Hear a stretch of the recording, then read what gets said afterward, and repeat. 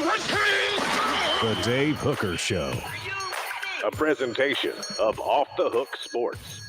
Objective insight, expertise, top guests.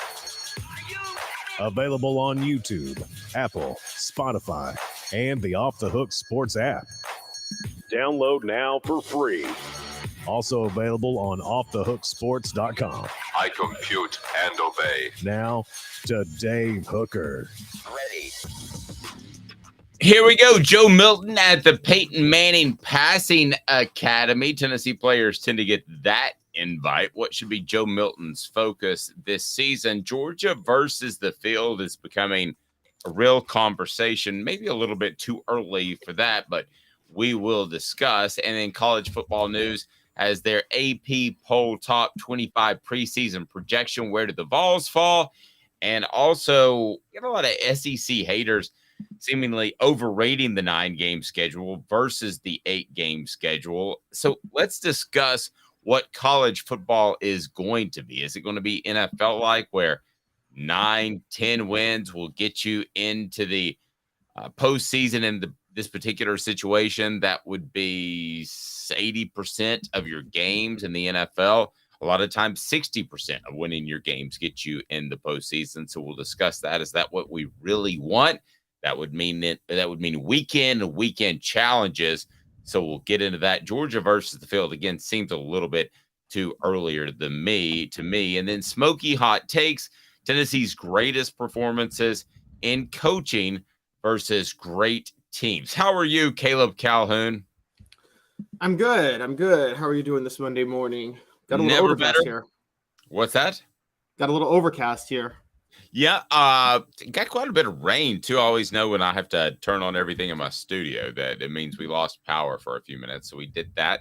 Plus, the alarm didn't go off, so it's been one of those mornings. Welcome to the beginning of the week. He is Caleb Calhoun, and I am Dave Hooker. We get it started right now with today's tough question, and it's brought to you by Andy Mason of AndyMasonRealEstate.com. I'll tell you more today's tough question. Today's tough question. Take a side. Take a stand. The Dave Hooker Show. A presentation of offthehooksports.com. Go to AndyMasonRealEstate.com. Save thousands or tens of thousands of dollars with Andy Mason, AndyMasonRealEstate.com. You'll love him. And today's tough question, Joe Milton at the Peyton Manning Passing Academy. So these invites go to the top quarterbacks in the NFL and college football. They also go to some former quarterbacks from the NFL. And Tennessee generally is able to work a guy in there. So while a guy may be of a similar ilk at Washington, he's probably not going to get the same invite that a guy, let's say, at Tennessee or Ole Miss, where Peyton and Eli were at. They're going to get invites, and the same will soon be said for Texas guys. So today's tough question focuses on Joe Milton, as we'll get your answers from the message board as well today. But what should his focus be, and what is a given? So bad journalism there, bad question asking, and that is double question. What's a given? What needs to be Joe Milton's focus moving forward? Caleb, what do you got? I think the obvious one for everybody is Joe Milton's got to get better with his deep ball accuracy. I think that's the clear thing that doesn't matter what camp he goes to, he needs to work on. But I think one of the biggest things he needs to work on that he could work out with the Manning Passing Academy is his clock management, his awareness. We know what happened 2 years ago against Ole Miss. That's a forgotten, very big blunder that had nothing to do with his deep ball accuracy. Well, can I stop you there for a second? Is that forgotten? I would say you're right. It may not be forgotten, but we push it to a distant second behind the deep ball accuracy that we worry about with Joe Milton. And I think the Manning Passing Academy is one that could actually help him a little more, funny enough, with the clock management and his awareness. We're not so sure yet just how great his awareness may or may not be. We saw him methodically move the ball down the field against Clemson, but I mean, I think Clemson was playing a base defense the whole game, didn't really care to show anything, didn't really care to be in that bowl game. So that's still up for debate. And so I think for Joe Milton, understanding defensive, I think something like the Manning Passing Academy is more about understanding defensive schemes, understanding clock management, things like that. His deep ball accuracy, he's going to work on that. That's not going to be something that he's going to learn at the Manning Passing Academy. That's something he's actually probably going to learn from Josh Heupel more than he will there. Right, and Josh Heupel specifically teaches, I would say footwork as a whole. I would say being lighter on his feet, but that's not going to happen at a passing academy, and it's not going to happen with Josh Heupel because he is not upset whatsoever as far as not having the best footwork or having limited footwork. He doesn't want them to be like David Cutcliffe where they're going for reads. That's why a lot of the times that the reads are one side and people say he's going to throw to his left or his right. So I would say footwork, but that's not going to happen in the passing academy. It's not going to happen under Josh Heupel. So I'm throwing that out the window. Now, the other thing that I would offer up to you as far as what Joe Milton needs to work on would be, yes, the deep ball passing ability, but I'm not concerned about that. And let me tell you why, because I thought the same thing about Hendon Hooker this time last year. And Hendon Hooker ended up being a very accurate quarterback downfield. So while that is a concern and should be a concern for Tennessee fans, should be a concern if he gets on point for the rest of the SEC and the SEC East, it is not number one to me. Number one is still the clock management. Now, I want to be real clear about that. You don't just jump out of bounds with the clock expired at the end of the game and be considered a guy that's going to be able to manage difficult situations perfectly from this point forward. I mean, Caleb, that is always a red mark and a black flag, whatever it is, red flag, black mark, whatever. And as you move forward, I would still have those questions based off that one play when he's headed to the NFL, Caleb. I mean, to me, that doesn't go away. Now, what is a given? This might surprise you, his leadership. From those that I talked to, his leadership is absolutely through the roof. Hendon Hooker is a once-in-a-generational type of leader like an Al Wilson in a totally different way. But I don't expect Joe Milton to be that. But if Hooker's a 10 on the leadership scale, I do believe that Milton will be fine, 7.5 or 8. And I've seen quarterbacks be as low as a 6 or so. So I don't have any concern about his leadership. Just want to see in the clutch clock management. And I think his accuracy on the deep ball will be better. So maybe I go a little off script, but I think Tennessee fans want to know that he can manage a tight game against Florida late and not make a boneheaded mistake. That's fair. Yeah, that's a huge deal. And the leadership thing, we can't undersell in the sense of, Dave, you and I have watched quarterbacks, not just at Tennessee, but all over the country over the years.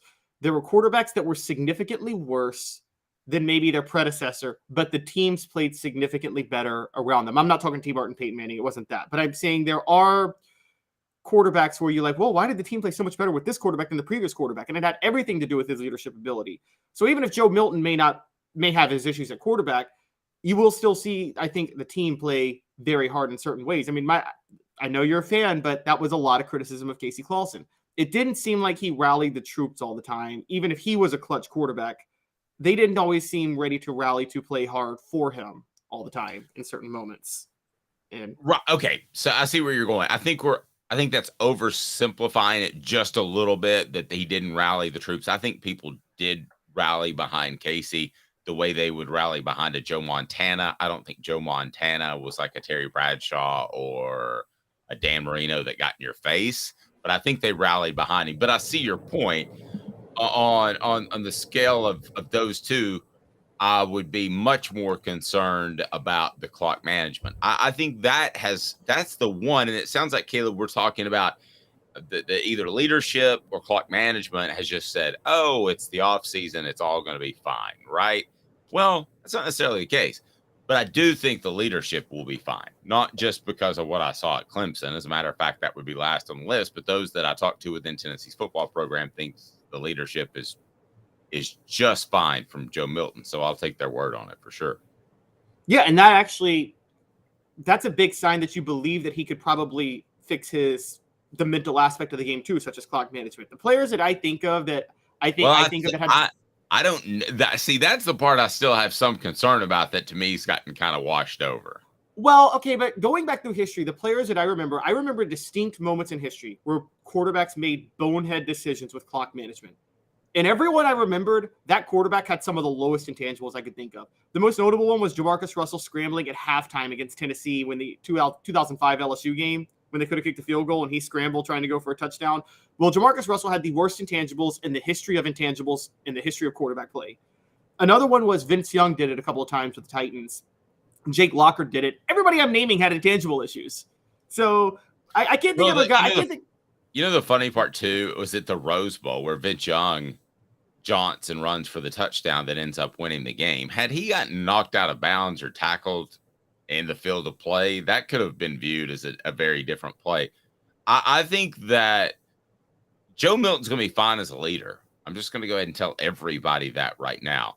Is he good in clutch? Don't tell me you know that, because I don't know that and you don't know that. If I had to bet right now, if Caleb told me that accuracy at the end of the year will not be an issue, and I'm not going to put some sort of number on it like completion percentage because that's just stupid. But if Caleb told me that at the end of the day, like Hooker, we say deep ball throwing downfield was not an issue, that accuracy was not an issue, then I'd say I believe you. I think that's doable. I think the leadership is done. The question I still have is the in-game manageability and the in-game and what he's doing in terms of leading the football team. Sorry, the one play at Ole Miss still stands out to me. I'm not hating on Joe Milton. I hope you know that, Caleb. Oh, yeah. That's a red flag to make that type of mistake. Now, this is not going to make him look better, what I'm about to say, but my defense of him will actually make him look worse in terms of being a clutch quarterback. But you could say that he had way too many thoughts going through his head by being thrust into the position on the last drive after not starting all game, and maybe just kind of panicked a little bit and just didn't feel prepared for the moment to come back in the game. But yes, that's a huge red flag on its own if that was the case, because you don't want a quarterback who panics in the moment. Right. I mean, we can say all these things to make it feel slightly better, but that is right up there with the most boneheaded play in clutch time that we've seen in recent Tennessee football history. That's not overstating it at all, is it? Right? No, not at all. I mean, it's not the most bonehead clutch play by a Vol. Do you remember Cedric Wilson? Actually, it still might be, but do you remember Cedric Wilson in the NFL catching a pass for the 49ers, and all he has to do is go down and they can kick a game-winning field goal, but he fights for more yards, runs out the clock, and they go to overtime and lose? No, I don't remember that one. I remember Deshaun Jackson. Seemed like he did it in high school, college, and pro over and over. He did. When he dropped the ball before he crossed the goal line. That's important. It's brought to you by It's brought to you by Andy Mason, AndyMasonRealEstate.com. Easy for me to say. Best service, best prices in the biz. Go to AndyMasonRealEstate.com to learn more. That is today's tough question. So at the end of the day, Milton at the Passing Academy, your biggest focus in the offseason by Joe Milton and what is a given is what, Caleb Calhoun? Because I'll tell you, my biggest focus, I believe that he should work on the transition between passing and running. Remember, Bryce Young wasn't great at that. I thought he held on to the ball too long early when he was a starter. So this is a natural progression. That transition, which I think cost him against Ole Miss, I think he was a little bit in flux as to whether he had crossed the line of scrimmage. And what is a given? I think his leadership and really close to that, his deep ball accuracy will be a given heading into the 2024 season. Today's tough question brought to you by AndyMasonRealEstate.com. So where do you stand on that? Focus and given. I stand on him being able to read defenses in the intermediate passing game. I think he's good at it, but I don't put a lot of stock into the Clemson game and him being able to do that. I will say it's an interesting thing you brought up about his kind of pocket awareness. You're right. Bryce Young had it, and Hendon Hooker had it too last year. Last summer, that was a concern for both of them, and both were much better with their pocket presence last year. And I think if there's one thing Peyton Manning can teach, it's pocket presence, because nobody had better pocket presence than he did. True, but the decision to take off and run, I don't know that that's something Peyton can teach, because he didn't take off and run hardly at all. He threw it away. Yeah, but that's because he knew he couldn't take off and run. I bet if he could, he would know when to run better than anybody. If you put like Cam Newton speed and Peyton Manning in 2010. That's interesting. So Peyton Manning's decision to chuck behind the line of scrimmage just to get the ball out of bounds and incomplete pass is the same thing as Mike Vick saying, I'm going to tuck it and run for 30. It's kind of what you're saying. Yes, although don't forget that split decision. Don't forget, though, that Peyton Manning, when he does run, he is the greatest bootleg runner of all time. No one sells the play action better than Peyton Manning before a bootleg. I can name like 7 times. The Alabama one in '95 is the most famous, but he did it in the NFL once a year, it felt like, where he caught the whole defense. I think he did it first at Tennessee against Vanderbilt, but he did do it in the NFL. You know the key to that? Don't tell your teammates. And he wouldn't tell his teammates, and they would block the exact same way as if it was a running play. 4 downs now. Yes, 4 downs now brought to you by Craft Treats, crafttreats.com. 4 downs. 4 questions. 4 answers. The Dave Hooker Show. 4 downs. A presentation of offthehooksports.com. All right, Tennessee considered the 4th best team in the SEC. Is that too high or too low? Who's above them? We shall discuss. So fill it up on the message board right now. Other than Georgia, who should be ahead of Tennessee given what we've seen in the past year of football? Be sure and like and subscribe. We appreciate that. It's brought to you by Craft Treats. Go to crafttreats.com. They've got the chill pills with the premium CBD benefits, full spectrum CBD treats that'll help with your dog's digestive issues, also arthritis, anxiety as well. It's pretty awesome. That is Craft Treats. Go to crafttreats.com. Use the promo code Off the Hook again, and you get 20% off. It is pretty easy, so check it out. That is 4 downs. It's brought to you by crafttreats.com. So Tennessee, number 9 in a recent poll by, this one's reputable. This is not some just goofball putting together a graphic and showing it on Twitter. This is College Football News, and it's ranking what they believe will be the AP top 25 preseason projection.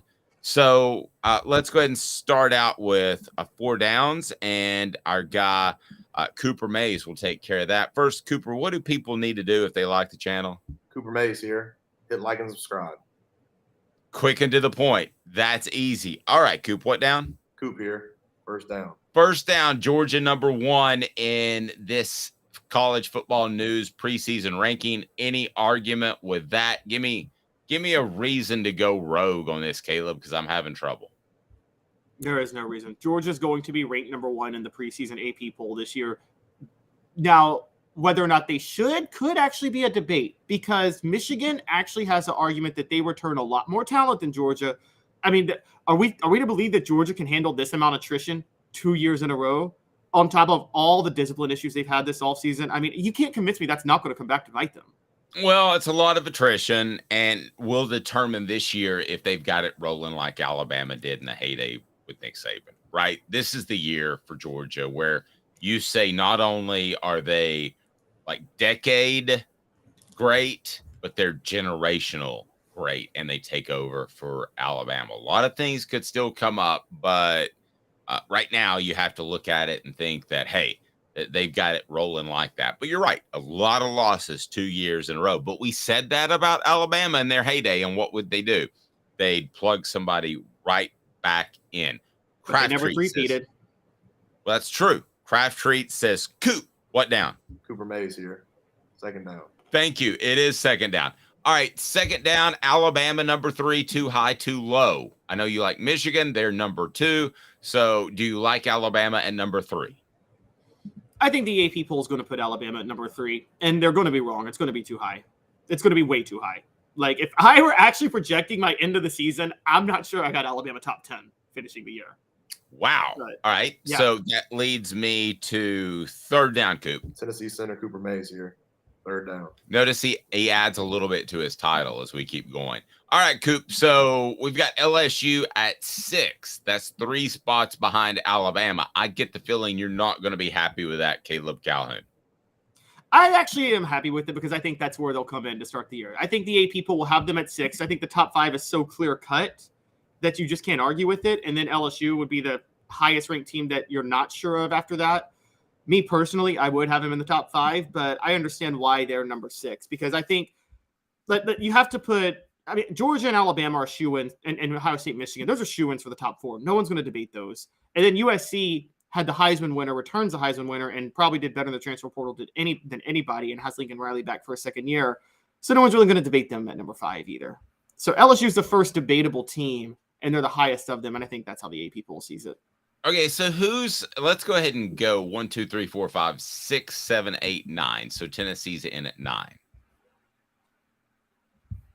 Run those down for me. Okay, so obviously they project that Georgia will start the year number 1, that Michigan starts the year number 2, that Alabama starts the year number 3, that Ohio State starts the year number 4, that USC starts number 5, that LSU starts number 6. And this is going to make my head explode, but they're right. I think the AP poll is going to put Florida State at number 7, the most overrated team in football this year. And then you've got who's ahead of Tennessee at 9? They got Penn State at number 8. And I do think Penn State will start the year ranked ahead of Tennessee. I think they finished last year close to Tennessee, and they returned a little more talent, and people seem to be higher on their quarterback than Tennessee's quarterback. Coop, what down? Tennessee center Cooper Mays here. 3rd down. It is 3rd down. LSU number 6, too high, too low. Oh, LSU number 6? Just right in terms of what the AP is going to do, but too low overall. They're a top 5 team. I think it's just right on both, but I think they have the highest ceiling of all these teams. So I don't see them falling below 6 or 7 at the end of the year, but I could see them being number 1 as well. I think it's Georgia, and we talked about this. Everybody else is on a lower tier. So, Coop, throw out some accolades. What down? All SEC center Cooper Mays here. 4th down. He is all SEC center. At least he will be for sure. He will be preseason. All right, so Tennessee is at number 9. Is that too high or too low? Okay, y'all hear me out. It should be too low, but it's too high. I don't think the AP poll is going to have Tennessee at the top 10 to start the year. Do you, Dave? I think voters are going to be too skeptical of Joe Milton, and they're going to put him at 11 or 12. The AP really likes Josh Heupel. The writers like Josh Heupel. So I could see them being 9 or 10 in the AP poll, and 11, 12, 13 needs to earn his stripes in the coaches poll. That's based off voting preferences. That's not based off where he should be. I believe that Georgia is in a tier all to themselves, and everybody is looking up at them right now.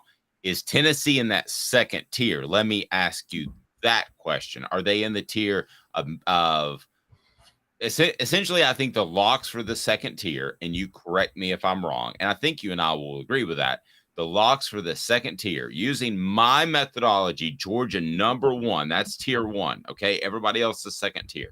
Again, my methodology. 2nd tier, I've got Ohio State, Michigan, Georgia, LSU, and I'm not sure if I got Tennessee in that 2nd tier or they're one of the top teams on the 3rd tier. Tier. I got them at a top team on the 3rd tier, and the reason is nobody on this message board that is not a complete and total homer is seriously thinking that Tennessee is a legitimate national title contender this year. I mean, you and I would be beyond shocked if Tennessee won the national title, wouldn't we? You think I'm crazy for saying 2024, much less 2023. I would be very surprised, but it wouldn't take a lot. It would take Carson Beck not being able to get it done at Georgia.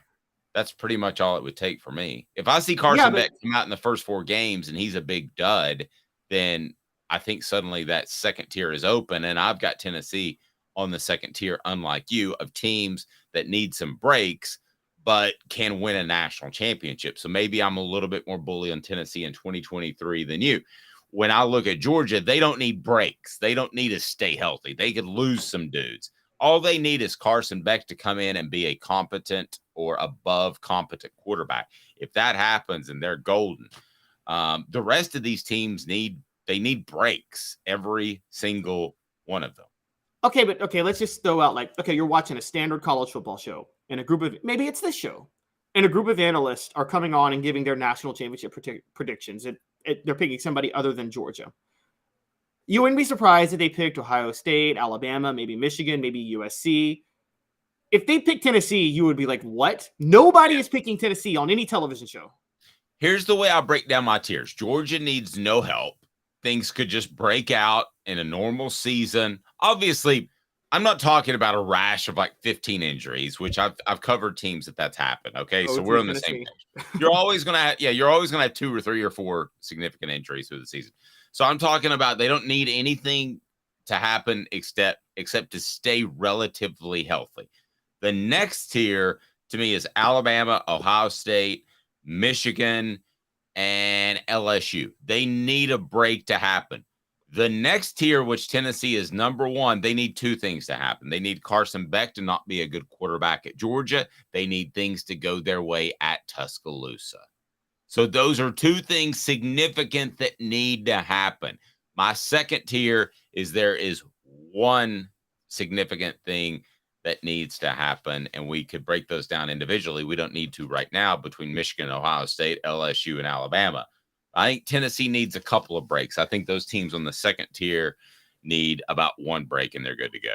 So what you're saying is Tennessee needs stumble and fumble, Chris Winkie injury, and a Florida team that turns the ball over 5 times. They need 2. They need 2 of the 3 of those. They don't need 3. Yeah. That's my 4th tier. They need those teams need a lot of help. It's like the South Carolinas of the world. I'm just kidding. Okay, so I think Tennessee is firmly in that 3rd tier, knocking on the door of the 4th tier.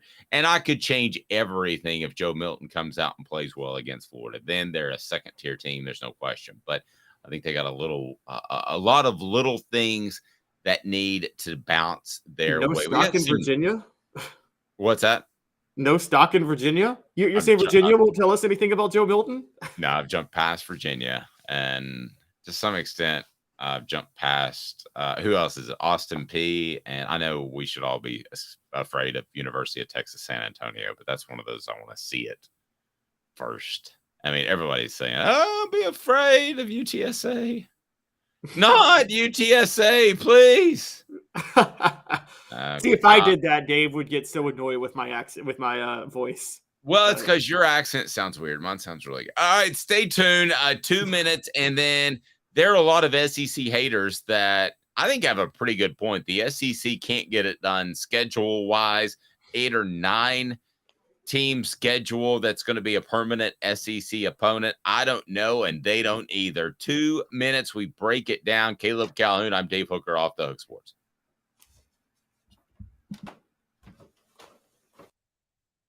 And Craving Wings South North Shore location, where we've heard people say that you can get the best wings in East Tennessee. Pero ¿quién es este? El número 87, Jacob Warren. I'll just do 6 of my sauce 87, please. Imposible, señorita. Dale 6 más. Look at these wings. Perfectas, deliciosas, fantásticas. Man, I don't know what you're saying, but it sounds awesome. How do you say fresh, never frozen in Spanish? Frescas, nunca congeladas. Make your way to Craving Wings and get you 6 más. But what was funny about Cadis, we were a full continuum of care at that time. We had detox, we had inpatient, we had outpatient. So we were doing a lot of the things that we do now. But now we just do them so much better. It's really a simple program, but we're complicated people. I am what I am, and now I got to do something about it. You can take your life back. Call Cadis today. Got cataracts? We can fix that. Never miss another moment. With a little help from Doctors Campbell, Cunningham, Taylor, and Hahn at cctis.com. Do you want to own the more that owns every job? Then get to Vassey Lawn and Garden in Cleveland and get you a Toro. I'm David Vassey, here to talk to you about Toro. With a Toro Zero Turn, you'll get more out of every minute and you'll reach the finish line faster. At Vassey's, we like to say, no matter if you're mowing 3 acres a week or 11 lawns a day, homeowners and business owners alike find confidence in equipment they can trust from top to bottom. Vassey Lawn and Garden, Highway 60 North in Cleveland. Man alive, it's worth the drive. Our family has been creating jewelry since 1986, each piece unique with a story all its own. I'm Rick Terry with Rick Terry Jewelry Designs. I'm a jeweler, and I want to be your jeweler. We're grateful that you chose us to be Knoxville's best jeweler. My family and staff look forward to serving you. So please come see us. Kingston Pike and Campbell Station Road in the heart of Farragut, and downtown on Gay Street, right next to the Tennessee Theater. A college football tradition like no other. Yes, sirree, boys and girls. Or a guy that just won't leave. Wow, that is sad.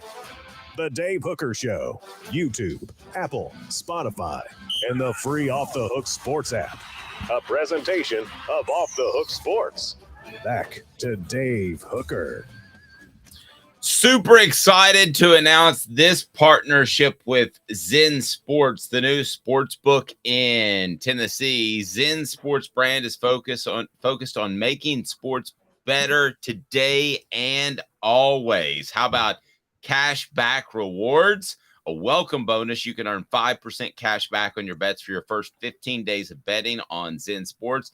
The bonus is uncapped if you sign up with the referral code, and we'll have that for you, just capped at $250. If not, cash rewards program is awesome. The referral rewards program too. And they've got the easy to use sportsbook search and sort bets easily that you can set your favorite teams, easiest experience possible when making building parlays. Withdrawal within 24 hours. Deposit funds instantly. 24/7 customer support. That's around the clock. No gimmicky promotional bets that look too good to be true, but rarely are. And they'll have peer-to-peer betting coming up soon. So download the app now. Download the app. We are excited to work with Zen Sports as the official gambling partner of offthehooksports.com. All right. So offthehooksports.com wants to take a look at SEC haters. SEC haters. So suddenly you have found some SEC haters, and you're pointing towards a tweet by Nicole Arbach. I believe she is with The Athletic, Caleb. And what is the hate? Where is the hate coming from? Because it not only speaks to potential hate of the SEC, it also speaks to, Caleb, in my opinion, the direction of college football and where it's going. And it's going to be vastly different. So what did Nicole Arbach, to my best knowledge, no relation to Red Arbach, but what did she have to say concerning the SEC and why it could be hate-filled hatred speech?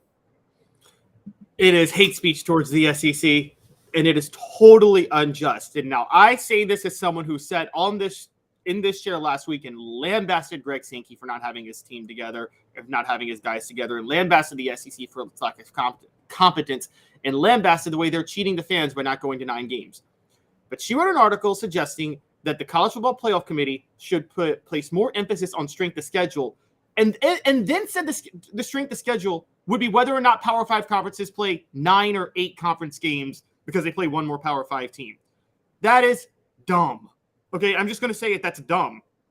Fact of the matter is, would you rather play a 9-game conference schedule in the Big Ten West or an 8-game conference schedule in the SEC? Or a 9-game why don't you just make it even more simple? Would you rather play a 9-game permanent setup in the ACC or an 8-game in the SEC East, West, or Big Ten East? I mean, is that kind of what you're saying? The ACC, yeah. You'd rather play the permanent opponents there, correct?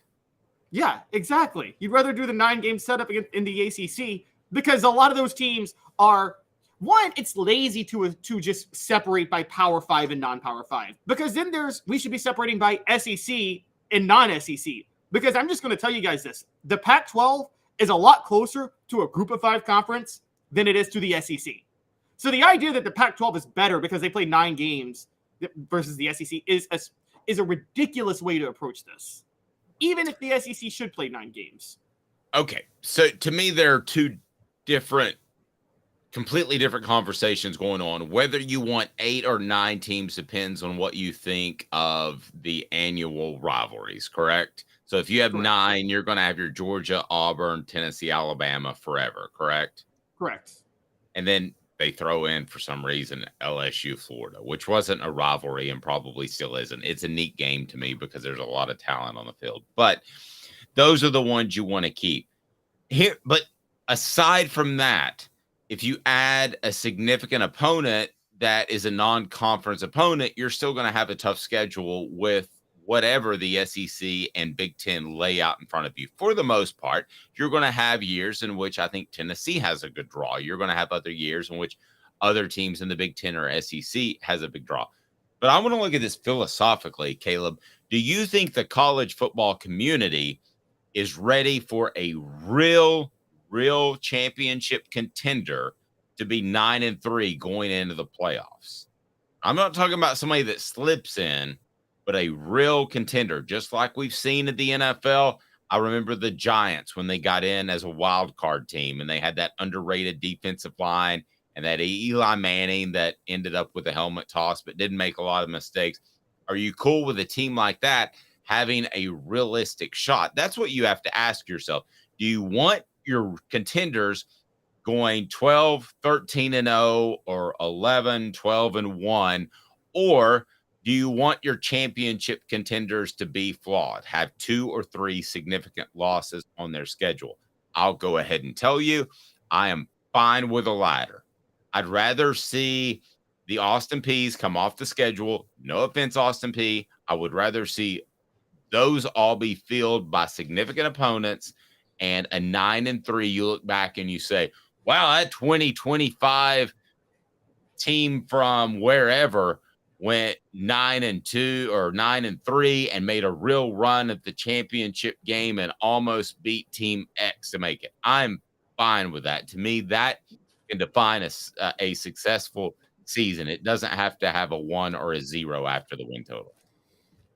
Yeah, I'm fine with the latter because that's the only feasible way to do this. Because quite honestly, even in the SEC, within the context of the SEC, 12-0 and 9-3 is not going to look much better than 9-3 depending on the schedule you get. There's going to be a team that gets a draw one year where they're not playing LSU, they're not playing Alabama, and they're not playing Georgia.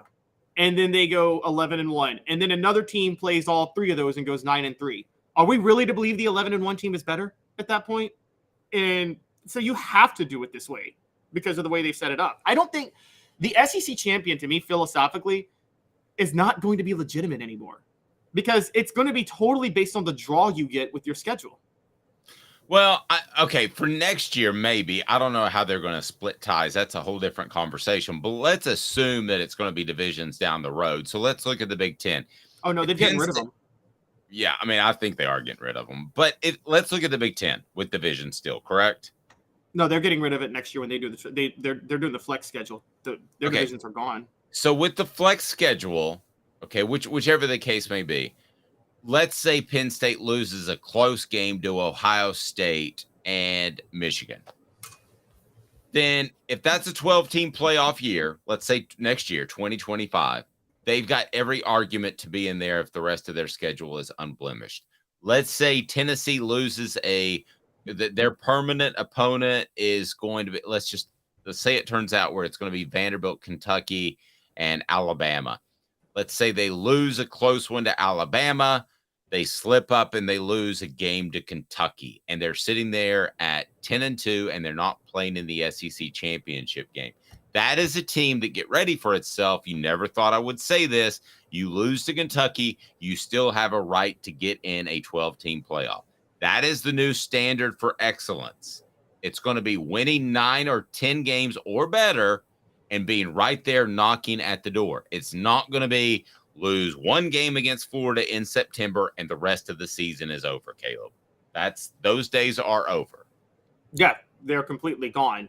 And look, I'm not so sure that's the part I don't love because that was the best part of the sport. I mean, if you go college football, it's the only sport. If you were to take a sport and rank the 50 greatest games in the history of that sport, college football is the only one where at least 90% of them would be regular season games. I mean, that Alabama-Auburn game of 2013 is the greatest game I ever witnessed. The kick 6 game. It was one of the most exciting things I ever saw. And the way college football is going, that game doesn't matter. The result of that is irrelevant because they will go to the playoff. But what if that team like Auburn was knocking at the door to get in the playoff and they beat Alabama and they're suddenly hosting, they're suddenly getting a bye, and Alabama is the one that maybe has to travel and doesn't have the bye. I still think that game means a whole lot. I agree that it's not one game and you're out like the Tennessee-Florida series in the 90s in September, but it still means a lot. I think you're too easily dismissing what a loss would mean to a championship resume. I think it's borderline turning into UNC Duke in basketball, which everybody loves that rivalry, but then you're like, oh, they're both going to the tournament. Who cares? And so, but no. But if on that last weekend in the SEC tournament, I know what you're talking about. If North Carolina loses to Duke, maybe they drop a seed, maybe, but probably not. Their seed's pretty much set at that point. Yeah, and you and I both know the selection committee does all their work before the last week anyway. Yeah, I mean, I think Tennessee, Georgia is still a huge game, even if it's played in the last game of the regular season. I think it's still a monstrous game. I just think at the end of the day, you walk away from there and you think, oh, the loser can still slip into the playoffs and make some noise. I don't think that's a bad thing. Well, here's the other flaw, and this is a funny thing. So this came out, the Big Ten is at 9 games with the flex schedule. There are 3 Big Ten teams that could go undefeated next year. I forget exactly who they were, but theoretically, you could have 3 Big Ten teams go undefeated. With the SEC at 8 games in no divisions, it'll probably be like 4 or 5 SEC teams that could theoretically go undefeated next year. What happens when you do that? What happens when you have 3 undefeated SEC teams and 2 undefeated Big Ten teams? Who's the champion? Do they share the conference championship? Okay, in all fairness, though, history is on my side. And I've thrown things out there just like that. What happens if everybody's undefeated? Typically, it doesn't happen. Teams stumble, and that ends up happening. But we do have that conversation in October, like, well, what if Ohio State, Michigan, Georgia, and Alabama are all undefeated? Well, it doesn't usually shake out that way, in all fairness. I get your point, but it doesn't usually shake out that way. There was a year, I distinctly remember, there's 2 years I remember. One was the SEC. I know one that you're going to point to. Go ahead.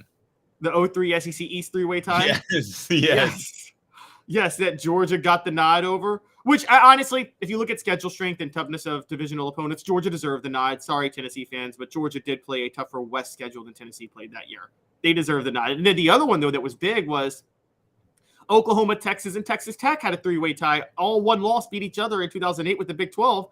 Oklahoma got the nod.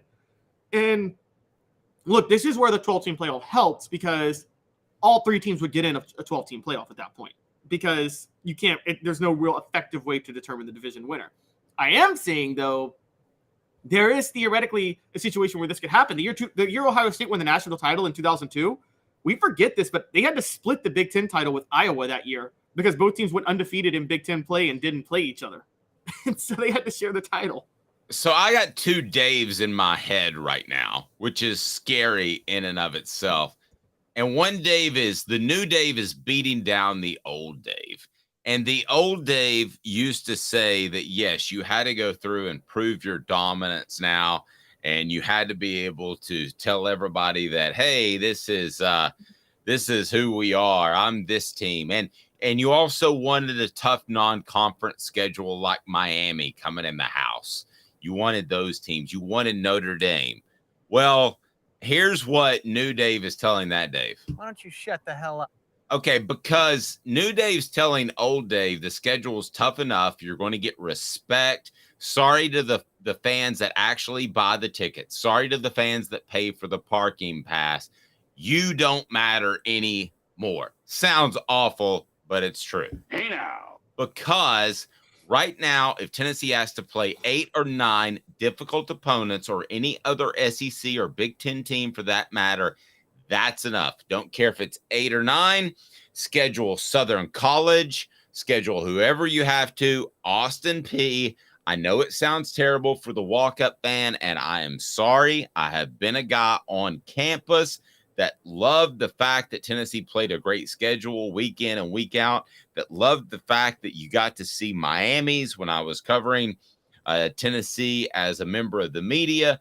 Love to see all that. But as for now, New Dave is saying, you suck. Because I'm telling you, you don't need them. You win 8 quality SEC teams. I don't care who the other 4 teams are. You can make them Carnes High School and beat the mighty Giroux. And if you beat the mighty Giroux and 8 other SEC teams, you are still going to the college football playoff. So I'm sorry, walk-up fans that don't want to see Tennessee hammer some team by 50 points, but that's where college football is right now, and those are the games you should schedule. Don't schedule the difficult games anymore and make the college football playoff. Sorry, New Dave just destroyed Old Dave in an old-fashioned brawl on Cumberland Avenue. That Old Dave didn't win a lot anyway, so good job, New Dave. Dave, I will tell you this. It's funny you say that because a lot of college football fans try to hold 2 thoughts in their minds, and what they don't realize is the 2 thoughts they hold are directly contradictory. One thought they have is they want to support the smaller schools. You know, they'll be like, look at the Group of 5 or Division 2. It's not Division 1, but it's good football, and we should enjoy it. And then at the same time, they'll say, all the Power 5 teams should play each other. And it's like, well, wait a minute. The only reason these smaller schools exist is because Tennessee writes a giant check for them to come to Neyland Stadium once a year so they can go there and lose by 50. And that funds their whole athletic department. And, you know, you won't have smaller schools that kids could go play football at unless you have these bigger schools allowing them to come to their stadium, paying them the money, and letting them lose by 50. Okay, so Tom says rewarding mediocrity. No, I don't think that's the case. I think an 8 or 9, whatever it shakes out to be in 2025, 2026, that's difficult enough. I actually think that you're asking too much of a college athlete that he should have to play. What are we looking at? We're looking at 12 regular season games right now, correct, Caleb? Correct. So 12 times 4 is 48 difficult quarters. You shouldn't ask a college athlete to play 48 difficult quarters. If you add 4 so-so teams that you might have to go out there and play the first drive of the second half, then that lops off 2, 4, 6, 8. Then you're asking for 40 difficult quarters. I'm going to push back, though. Okay, let me just finish with this point. I think you should have games that you go out there and you take care of business in the first quarter and the second quarter, and then you don't even know where your helmet is in the second quarter or the second half, third quarter, because they have taken it away from you because your services are no longer needed. That's where I think they should be. There is one giant flaw with this, though, and it's something that applies to Tennessee, and it's why they actually need to schedule at least one big name out of conference team every year for home and home. I'm fine with one, but that no more. Okay, but the reason they might have to do this is the reason it might apply to them is when you go to the 3-6 format, which I still think they inevitably will. They couldn't figure it out this year, but they're going to go to that format. And describe for those that don't know what the 3-6 is. 3 permanent opponents every year, home, and then the other 6 rotating. So a 4-year player would go to every school at least once and host every school once, and then 3 permanent opponents they play at home twice and on the road twice. Those 2 road games that you play permanent matter, and here's what I mean for this. Tennessee's 3 opponents are going to be Vanderbilt, South Carolina, and Alabama, or Vanderbilt, Kentucky, and Alabama. I'm sorry, Dave. That's a really big recruiting disadvantage that they can't go to Georgia every other year, that they can't go to Florida every other year, that they can't go to Louisiana every other year, and that they can't go to Texas every other year. They need another, schedule Florida State home and home. They got to get into those states more than just once every 4 years. I understand that from a recruiting perspective, but I'm sticking to schedule. 8's tough enough. You do not need to schedule 2 or 3 other quality opponents. I'm sorry, walk-up fan. No, you're right about that. And that's what made me so angry about this article was it's, okay, if you're playing 8 conference games and your conference games are LSU, Alabama, and Georgia, and you're going to honestly tell me with a straight face that's easier than a Pac-12 team that plays 9 conference games because they have to play Washington State as their 9th conference game? Like, that's ridiculous. And I'm sorry, it's insane when people get mad about the 8. Look, I wanted 9 games. Dave, you wanted 9 games. I thought it was better for everybody if we got 9 games. But the idea that the SEC is somehow easier than other conferences because they're playing 8 games is laughably not true. And it kills all integrity, and it's also lazy because people are making this assumption that all Power 5 conferences are one tier, and then all Group of 5 conferences are one tier, as if the Pac-12 and the SEC are the same tier. Okay, first of all, we just had like 6 Group of 5 teams join Power 5 teams in the Big 12 and the Pac-12 this year. So how are we to believe that those conferences are the same tier as the SEC? They're not.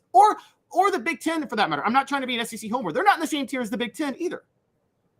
Yep, I'm with you. Let's do some talking Cruton. Talking Cruton is brought to you by our friends at Vassy Lawn and Garden. Man alive, it's worth the drive. And trouble at the University of Florida as Tennessee had some visitors in over the weekend, but no major news shakeup when it comes to the University of Tennessee. But good news for Tennessee and other SEC opponents, as Florida is having more issues. We're only 4 months removed from them having the most embarrassing NIL issue that cropped up when Jaden Rashada showed up to campus and, hey, my cash isn't here. That's a problem. So I'm going to go somewhere else. Jaden Rashada, the quarterback who was promised millions of dollars to be a Gator, and then their collective is run essentially by a group of dudes that you just picked up at the local pool hall, and their NIL didn't have money to pay him when he got there. So he was able to cruise on out. And now Florida is having more issues in terms of recruiting. What's the latest, Caleb Calhoun? Because it ain't a good look at all. Yeah, over the weekend, 4-star running back from North Palm Beach, Florida. So right out of Florida's backyard, flipped his commitment from Florida to Georgia. And Florida's 2024 recruiting class has now dropped to number 22, which, Dave, as you know, number 22 in the SEC, number 22 nationally is not good in the SEC. That's like near the bottom.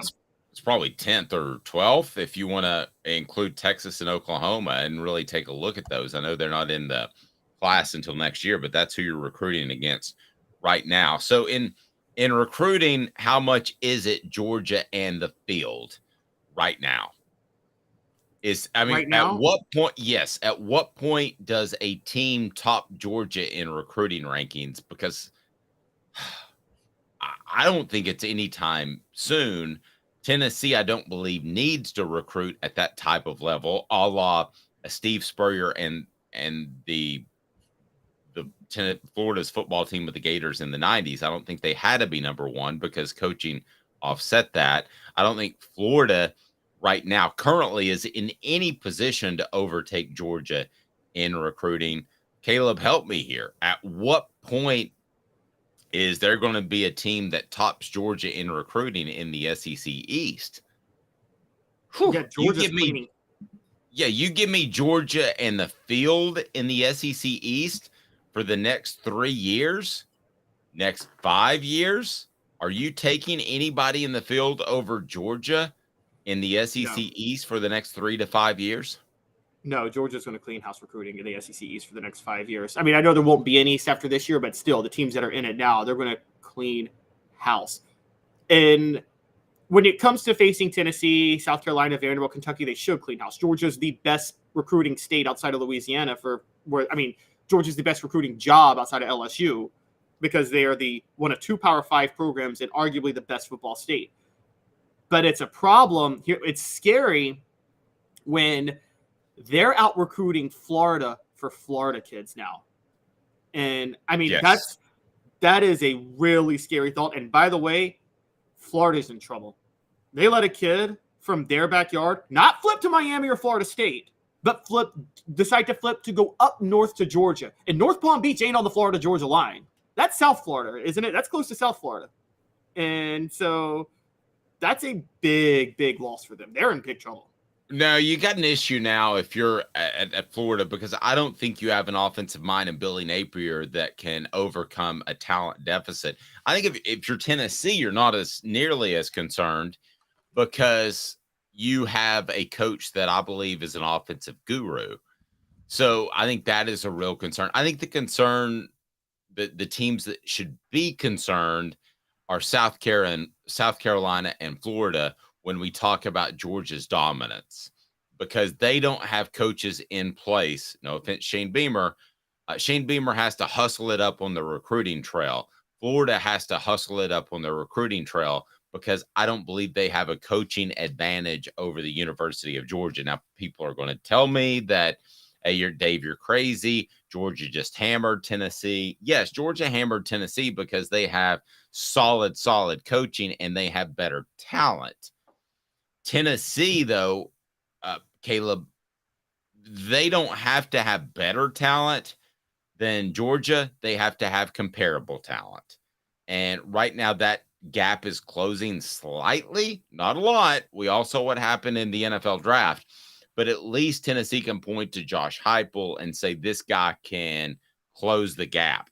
If you're a Florida fan and you're pointing to Billy Napier, you don't have any confidence that he can close the talent gap on the field, do you?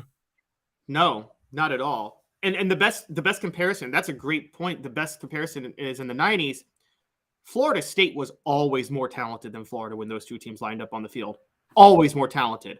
But Florida got their wins in there plenty of times because Spurrier could out-scheme Bobby Bowden. Tennessee was more talented than Florida, by the way, during those years. And Spurrier owned Tennessee. So Tennessee can be that team. Josh Heupel, you're right.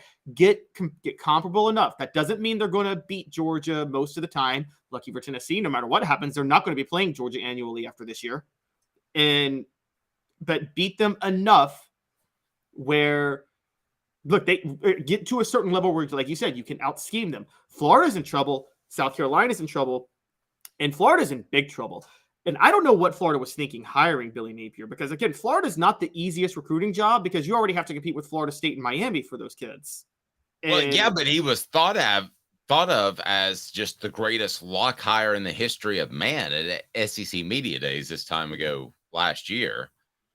And everybody's making this mistake because they're saying that because he did so well with the Louisiana Raging Cajuns. For those who don't know Group of Five football, when I know I sound like a Louisiana homer, but when you're coaching football at that level in Louisiana, you're the only coach who just needs gas money to get more talent than everybody else. Literally, you need gas money. That's it. And so, I mean, yeah. And Louisiana kids want to stay in Louisiana. So if LSU doesn't take them, it's more of an even fight than you might think when it comes to the Raging Cajuns versus the Tennessee Volunteers or the Kentucky Wildcats or the Florida Gators. I know that you could say that's an opportunity to play in the SEC, and it's true.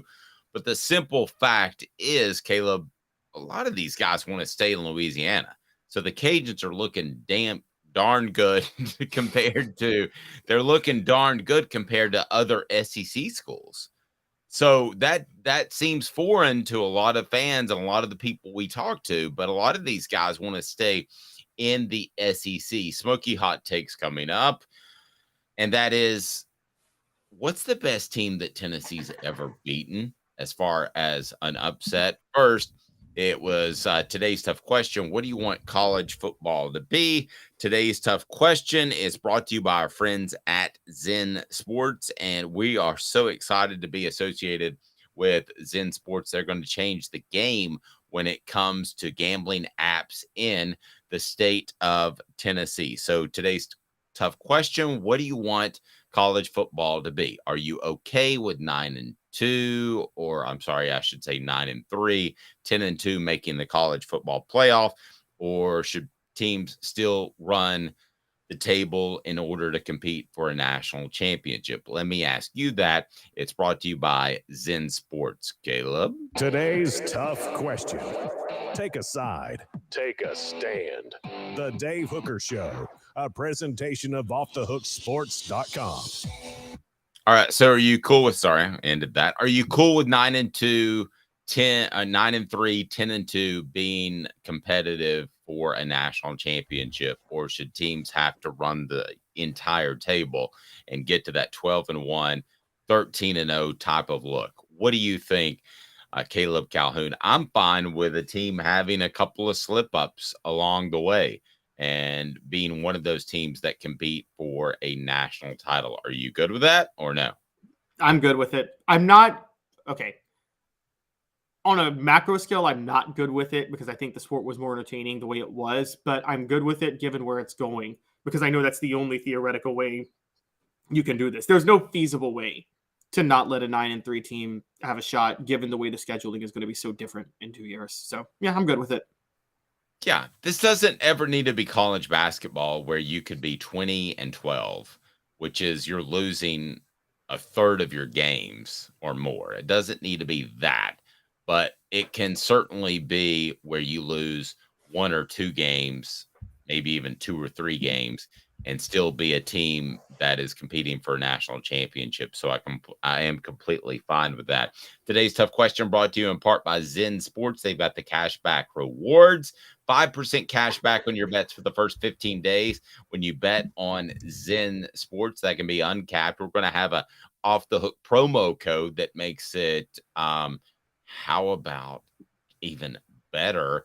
And the bonus is uncapped if you sign up for a referral code, and capped at $250 if you do not. So we'll have an uncapped code coming up.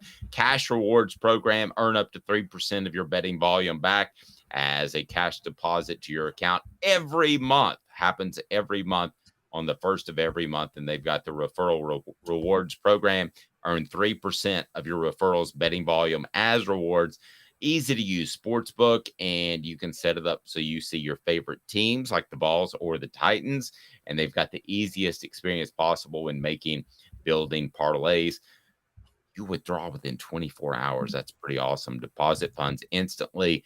24/7 customer support. Easy to track rewards. No gimmicky promotional bets that look too good to be true but rarely are, and peer-to-peer gambling coming up soon. So Georgia versus the field in recruiting for the next 5 years.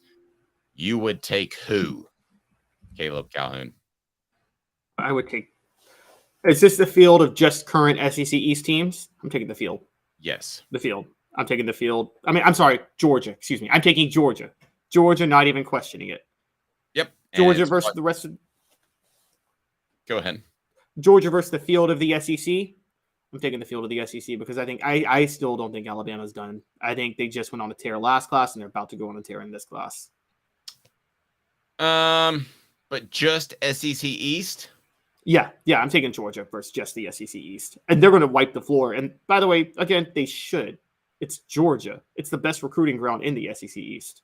Yeah, and I don't think it's a bad thing for Tennessee at all. I think it's scary for Florida because they should be beating Georgia in recruiting fairly regularly if they're going in a good direction.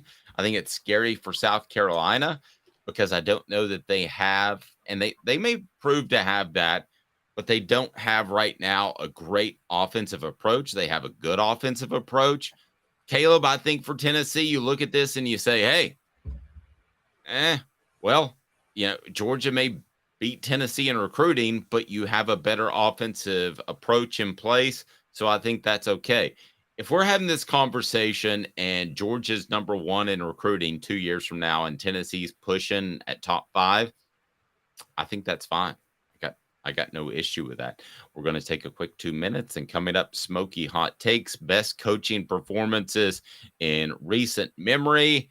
And I got one that I think is pretty easy because of how darn good they were. And that was a team that Tennessee went on the road and beat, but then came back to Neyland Stadium, and it was a slow bludgeoning for 60 minutes. So we'll discuss that team. But, man, one down in South Florida that should not be overlooked as one of the great coaching performances in recent memory. Smoky Hot Takes right around the corner, and that will be brought to you by City Heating and Air Conditioning, cityheatandair.com. Give me 2 minutes and we'll break down some of the greatest coaching performances in Tennessee football history with Caleb Calhoun. I'm Dave Hooker. 2 minutes off the Hook Sports. Sun, sand, and salt water, the beach is a very relaxing place. Unless you wear contacts. Ow! Open your eyes to the best the beach has to offer with LASIK vision correction from Campbell Cunningham Laser Center. Ah, Hi, Mike Davis here with City Heating and Air, reminding you to always dare to compare. Our team provides quality local heating and air service, installation, and maintenance across East Tennessee. We use only the best equipment like American Standard heating and air conditioning for your residential, new construction, or commercial needs. Honesty, dependability, and customer satisfaction have been the cornerstones of our business since 1961. City Heat and Air. Dare to compare.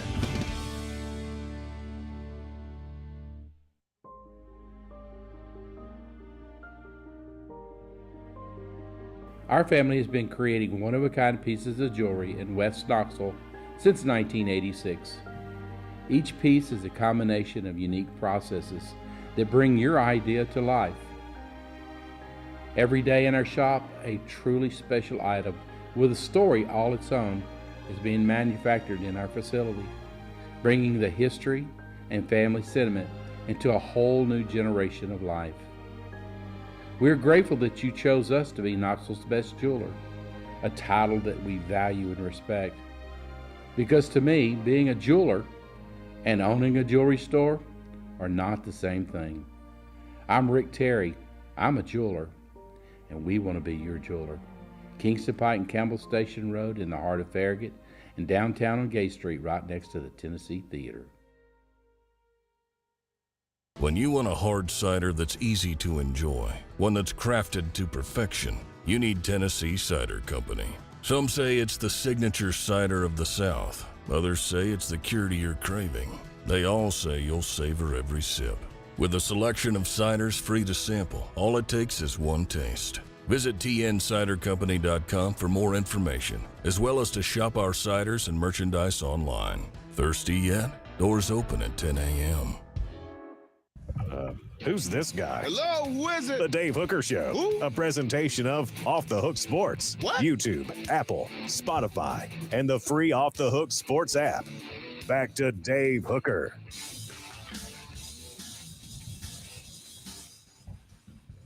Welcome back. He's Caleb Calhoun. I'm Dave Hooker.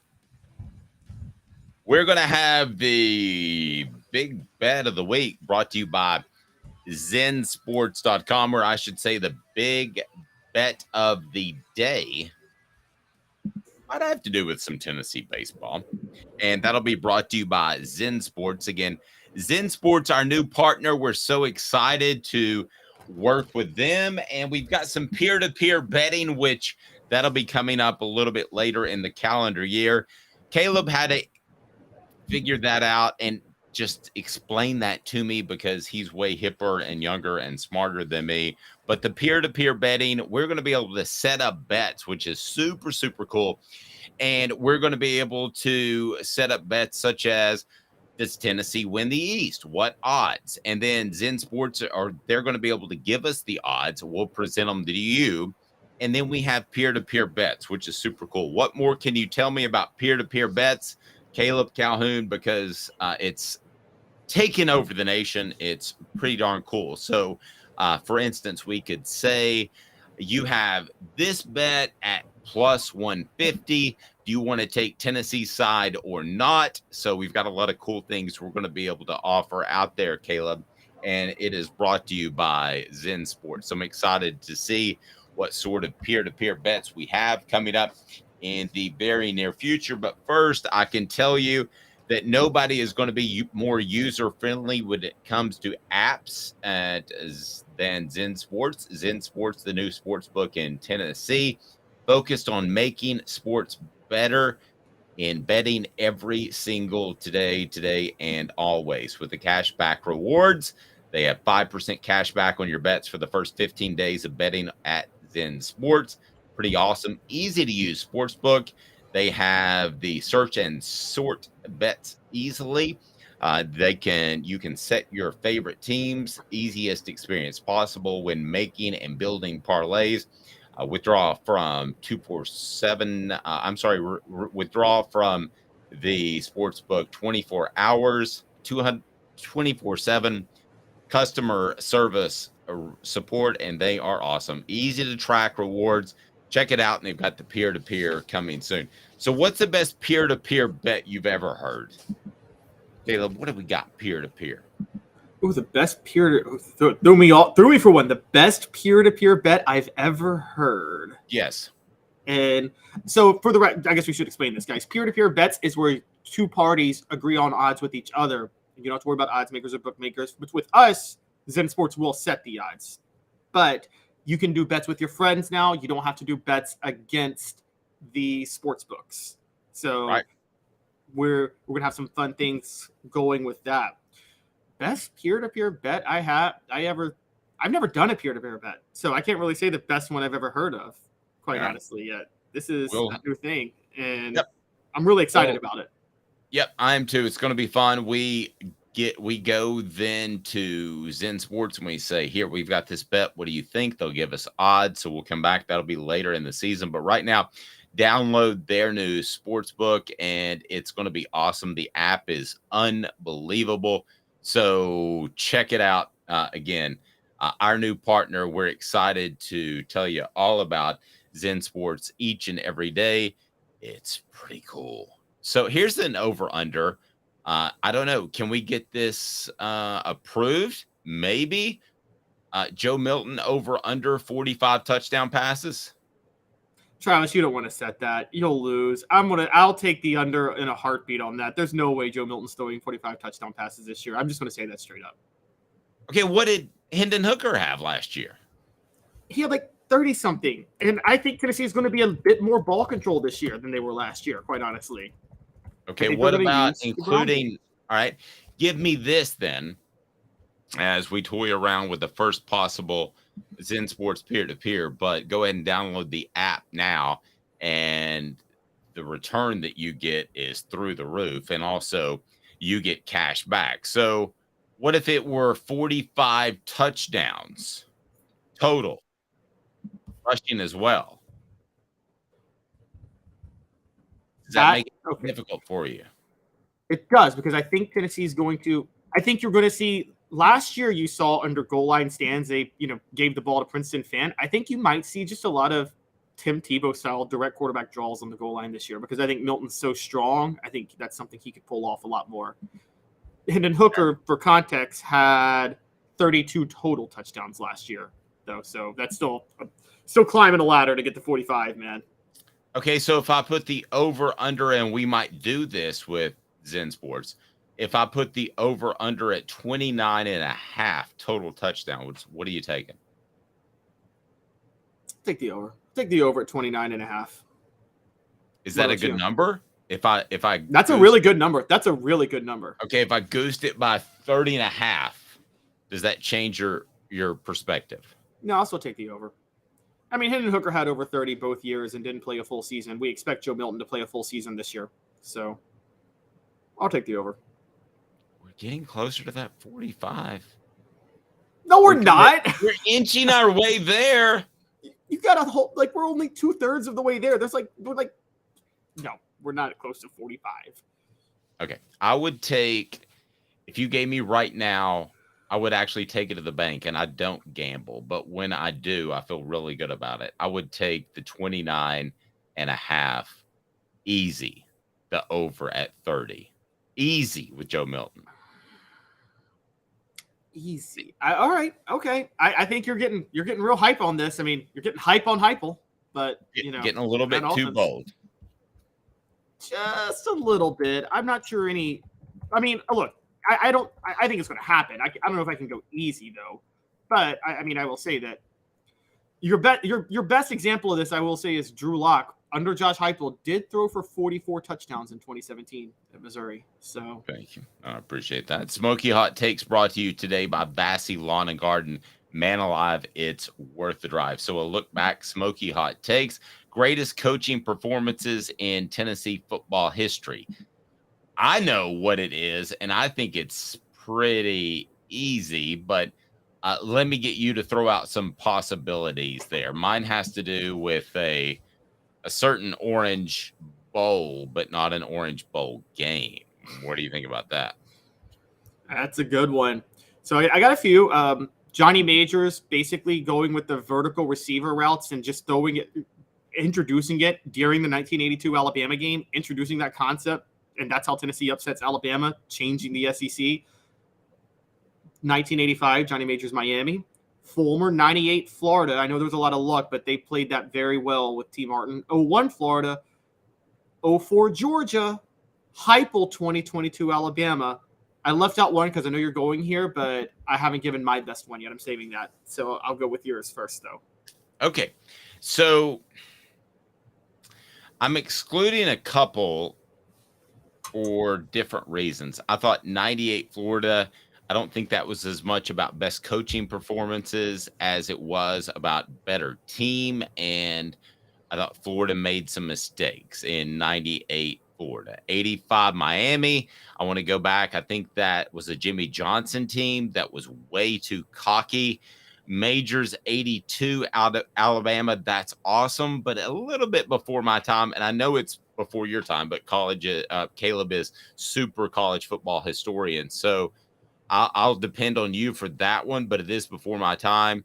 03 Miami to me is by far the greatest coaching performance in Tennessee football history. That team was absolutely loaded. And the next year, what they came back to Tennessee and just hammered. It was one of No, it was a reverse. They hammered Tennessee and Neyland first, and then Tennessee came back to Miami the year after. You're right. My apologies. And it was one of those games that was it ended up being about 20 points as a difference, but you felt like it could be 100 if Miami wanted it to be. And to be able to beat Miami down there, and you had the crazy end around with, was it Derek Tinsley, I believe? Derek Tinsley, yep. That was the best coaching performance I've ever seen Tennessee put together, period. End of discussion. They beat a way better team in Miami with a hostile crowd. You've got on the list 04 Georgia. Tell me why. Well, 04 Georgia had a bit of that was two freshman quarterbacks, Eric Gaines and Brent Schaefer. Tennessee had lost by 30 to Auburn the week before, I believe. They were going on the road to play Georgia. Georgia was on a 4-game winning streak at the time, was a double-digit favorite to win that game. This was David Green's senior year. This was going to be the year Georgia gets over the hump and wins the national title, finally under Mark Richt. And Tennessee just marches in and beats them 19-14 in kind of a slugfest, but a very well-played game by Eric Gaines, who started the whole game pretty much. And that was his first road game. And that was a great game by Fulmer. But I actually agree with you. The 0-3 Miami was better. And what stood out to me with 0-3 Miami was the total lack of respect John Chavis had for Brock Berlin's decision making. And that was the funniest thing. Like, I will never forget that. Or Steve Spurrier's willingness to make it a running football game, right? Oh, I'm talking about the Miami game. 0-3. Oh, the Miami game. Okay. Sorry, I thought you went back to 01 Florida. Go ahead. Yeah. The hit, because remember, Berlin had transferred to Miami and started against Tennessee in 03. Right. And John Chavis dialed up blitz packages that any quarterback that was a halfway good decision maker could have had a touchdown pass out of. I will never forget Miami's down 10-6. They're driving. And John Chavis sends Mark Jones bare on a blitz. It hits Brock Berlin, and ball pops in the air. Jabril Wilson intercepts it. If Brock Berlin, Kellen Winslow, a man of great character, obviously, was wide open on the other side of the field because he dialed up that blitz. But Chavis was very convinced that Berlin would not be smart enough to see Winslow for a touchdown. And I give Chavis a ton of – he knew when to dial up blitzes that game and when to force the turnovers. And Tennessee basically played that game knowing that Miami is the most undisciplined team in football. So they were saying, we're going to play extremely conservative and just let Miami implode. And by golly, they did. I think a play that still to this day sticks out to me. This is how talented Miami was. They took all of their great receivers, and they were great, and they lined them up on the left side of the field in the last play of the first half, and they threw a Hail Mary to Kellen Winslow. And Kellen Winslow almost pulled that in. I believe it was over Antoine Stewart. No, it was over Jason Allen. I thought Jason Allen was lined up on the other side. I remember Jason Allen knocking it away, though. Okay, but Winslow almost went over and caught the ball, and that would have been like the craziest Hail Mary because you didn't throw it to the group of dudes on one side. You threw it to a tight end on the other side. So whoever broke it up, whether or not it was Jason Allen or Antoine Stewart, it was all they could do to break it up. That team was absolutely loaded. And I thought that just the willingness to throw it to a tight end all by himself on one side told you how loaded they were. That was the greatest coaching performance in my mind, especially in an underdog role that Philip Fulmer had. They didn't have any business being on the field with that Miami football team. No, they didn't. They didn't. And they had barely. Remember, they had a really ugly win against Duke the week before, and everybody was. And Kellen Winslow, Miami had just choked away a game to Virginia Tech, and Kellen Winslow says we're ticked off. It's unfortunate for them, and I mean, it was. I would never forget Clausen in an interview before the game, because Casey Clausen had the worst stat line for a winning quarterback I think I've ever seen. It was like 11 of 18 for 81 yards. But in an interview before the game, he said, they were like, what do you need to do to win? He's like, the next thing we got to do is just not make mistakes. Basically saying we know Miami is going to implode because they were so undisciplined that year. And I would never forget Vince Wilfork reaching out to sack Casey Clausen and accidentally grabbing his face mask and bringing him down. Remember that play, Dave? Yep, I do. And it was an easy sack, honestly. And Wilfork just reached out and grabbed his face mask and gave Tennessee a 15-yarder. There was the roughing the punter. Sean Taylor, rest in peace, trying to field that amazing punt by Dustin Colquitt. I don't know why he tried to field that punt. Just let it bounce out of bounds. But winning the one. Yeah, that's right. No, that to me was one of the most surprising games as far as an outcome for Tennessee or against Tennessee that I've ever seen. And I was stunned that they absolutely won that game and were able to pull it off. And I thought it was, in a lot of ways, because of what happened 2 years later in 2005, I thought it was kind of one of Philip Fulmer's last great hurrahs and one of his greatest hurrahs as a coach, period. I mean, Philip Fulmer, let's basic, was basically a coach that beat the teams, for the most part, Tennessee was supposed to beat and would surprise you every once in a while. That was one of those really incredible surprises, right?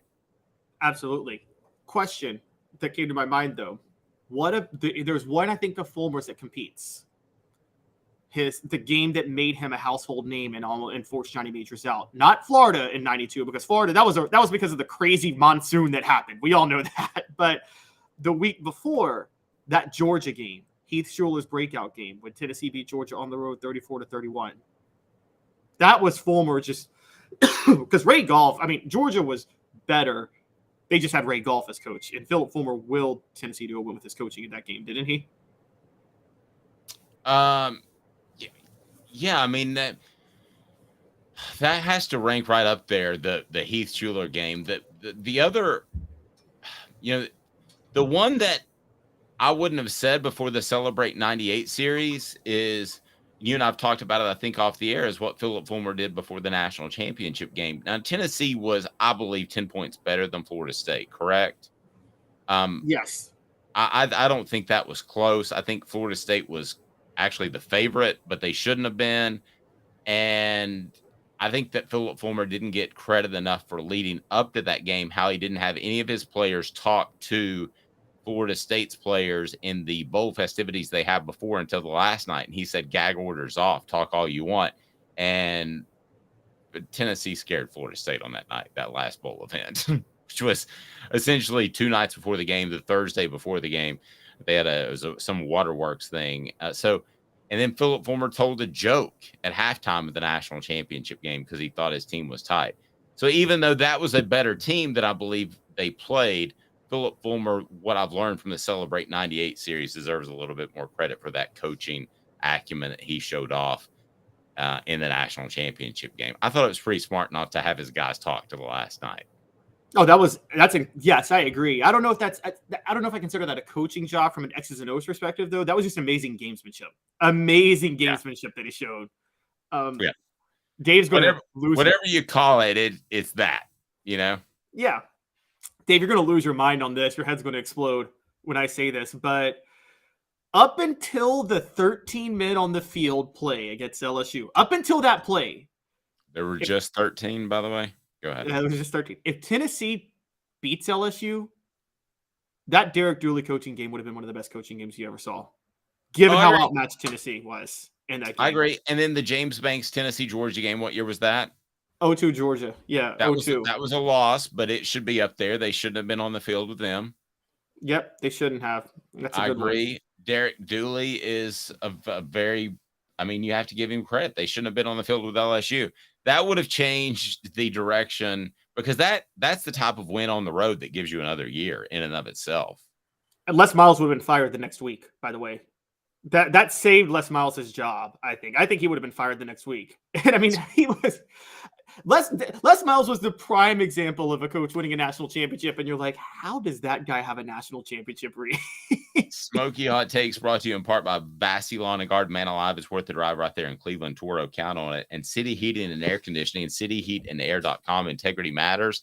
With that unit, you might not need a whole new unit.